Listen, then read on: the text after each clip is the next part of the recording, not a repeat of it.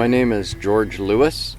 My English name, my Indian given name passed down to me by my late mother.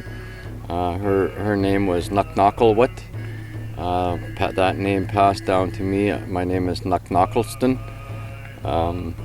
Originally from Nanaimo, Snuneymuxw, the traditional territory of Snuneymuxw. I've been making drums for 15 years. My teachings are handed down, the teachings of respect, and the energy that we have going on while we make drums is handed down to me by my Auntie Ellen White. Her Indian given name was Kwalasalwut, and the teachings around respect while making a drum and the good feelings, our people would say, are good squallowans. This is what we put into a drum. Only to have good feelings while preparing the hides and while making the drum. We put only our good feelings into this.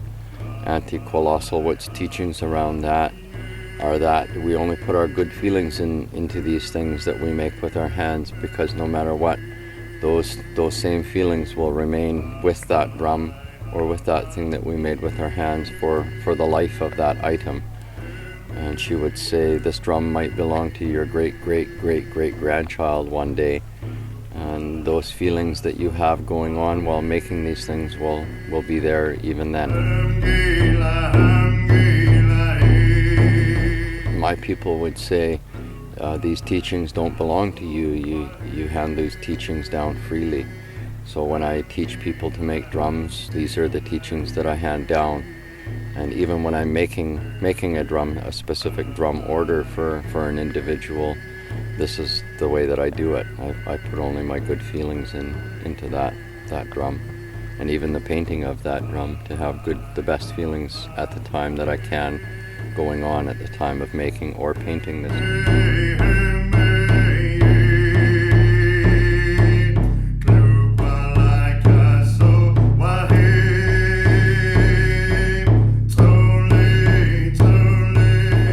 Drums for 15 years. I hand tool all of my own hides.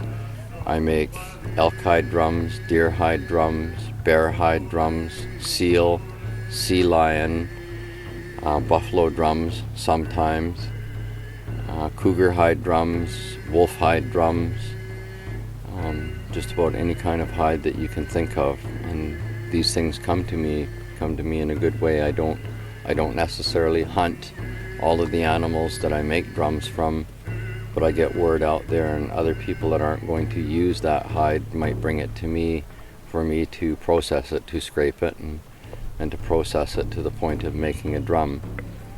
Auntie Kwalasalwut's teachings around the scraping of a hide are that we only ever use a soft material. I choose to use a yellow cedar stick for the scraping of the hides, because Auntie Kwalasalwut would say to use a sharp instrument would cut off the spirit of the animal that's given itself for the making of your drum. So I choose to use a yellow cedar stick to scrape all my hides. I hand tool all of my own hides, including all of the ones that I've previously spoke about. I pre-stretch the whole hide all at once for drying. Afterwards, the circle is drawn, the circle is cut. I make the lace, all of the lace out of the same hide that the drum would be made out of, and even the drum frame is made from yellow cedar. I have a choice of either yellow cedar or red cedar drum frames. And that's about that. The cultural teachings that I hand down, again from my Auntie Kwalasalwut and also from my other Salish elders in the use of a drum, is always to maintain that respect, and that means respecting other people's space in the use of our drums.